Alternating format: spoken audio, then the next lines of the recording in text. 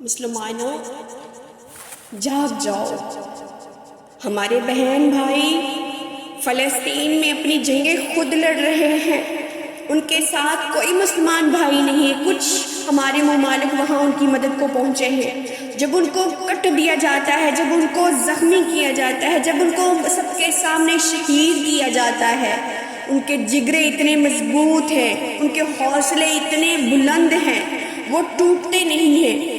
ان کی ساری چاہتیں، ساری محبتیں اللہ کی محبت کے لیے ہیں، وہ ڈرتے نہیں ہیں، وہ بھاگتے نہیں ہیں۔ میرے مسلمان بہن بھائیوں، آج ہم سو رہے ہیں فلسطین میں، شام میں، جدھر بھی ہمارے مسلمان بہن بھائیوں کو قتل کیا جاتا ہے، شہید کیا جاتا ہے، ان کے ساتھ ظلم اور زیادتی کی جاتی ہے، ہم سب پھر بھی سو رہے ہیں، لیکن اللہ نے ان کے دلوں میں ایمان کو پختہ کر رکھا ہے، ایمان کو ان کو زندہ کیا ہوا ہے۔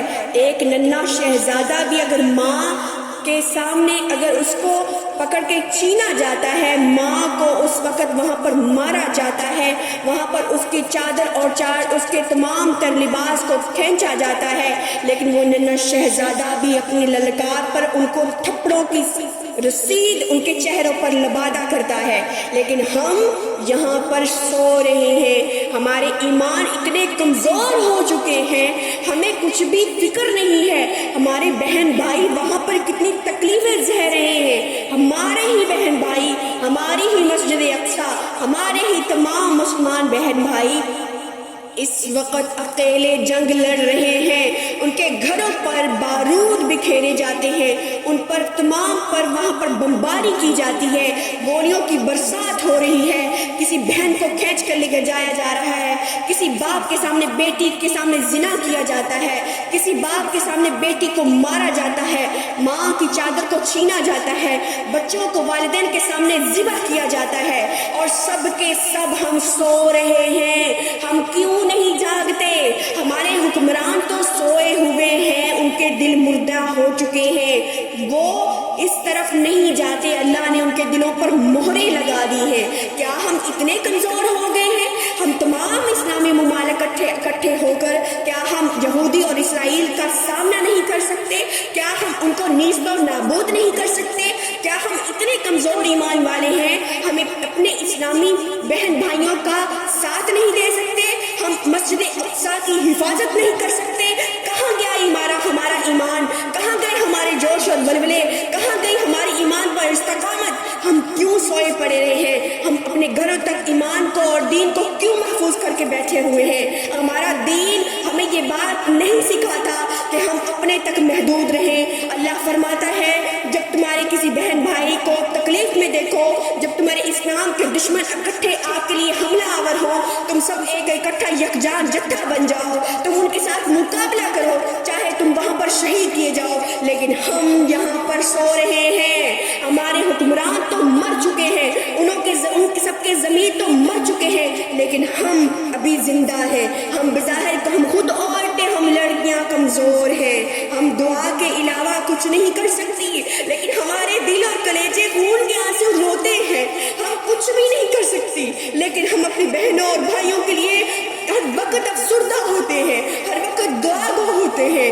یا الہی ان کی غیب سے مدد فرما، جس طرح تو نے بدر میں فرشتے بھیج کر مدد کی تھی، یا اللہ ان کو سکون نہیں مہیا، وہاں پر ان کے دشمنان چاروں طرف سے گھرے ہوئے ہیں، وہاں کے ننھے شہزادے بھی لڑنے مرنے کو تیار ہیں، لیکن ہم جوان بڈھے اور سب کچھ ہم ہونے کے باوجود ہم ایمان سے اتنے کمزور ہیں کہ ہم ان کی مدد کے لیے نہیں نکل سکتے۔ یا اللہ ہمارے دلوں میں بھی ایسی ایمان والی دولت عطا فرما، ہم جنگ کے لیے نکلے اور وہاں پر شہید ہو جائیں، ہمیں بھی ایسی حیا عطا فرما کہ ہم ہر چیز کو چھوڑ کر اپنے ایمان پر اپنی جان نثار کرنے والے ہو جائے۔ یا اللہ ہم دعا کرتے ہیں تجھ سے، تو غیب سے ان کی مدد فرما، تو مسجد اقصیٰ کی حفاظت فرما، تو جس طرح سب کا حامی و ناصر ہوتا ہے، میرے فلسطین کے بہن بھائیوں کے لیے بھی تو ان کا حامی و ناصر بن جا۔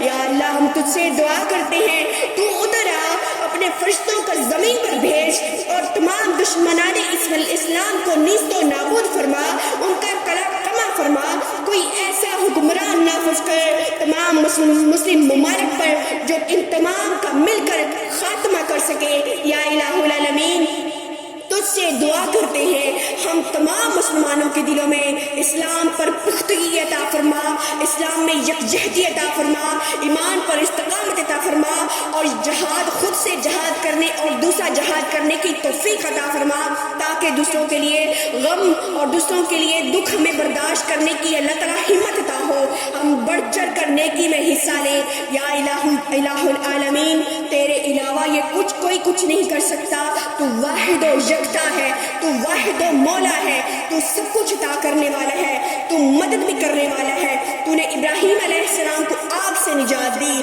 تو نے موسیٰ علیہ السلام کو فرعون کے سامنے سے نجات دی، ان کے تمام تر جتنے بھی انہوں نے حربے آزمائے ان کے سامنے انہیں سب کو زیر کیا۔ تو نے موسیٰ علیہ السلام کو پانی سے باہر نکالا۔ الہ العالمین تو نے یونس علیہ السلام کو مچھلی کے پیٹ سے نکالا۔ یا الہ العالمین حضور نبی کریم صلی اللہ علیہ وسلم کی حفاظت فرمائی۔ پاک پروردگار ہم تجھ سے دعا کرتے ہیں، یا ارحم الراحمین فلسطین کے مسلمانوں پر رحم فرما، یا اللہ ان پر رحم فرما، یا اللہ ان کی غیب سے مدد فرما۔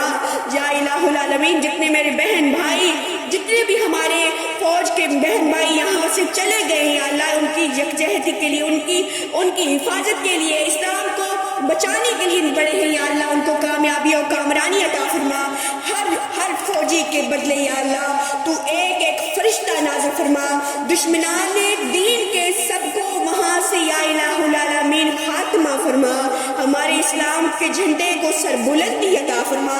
بے شک فتح یاب تو ہی کرنے والا ہے، تو ہی بچانے والا ہے۔ یا الہ العالمین ہمیں ہمارے ایمان پر استقامت عطا فرما، آمین یا ارحم الراحمین۔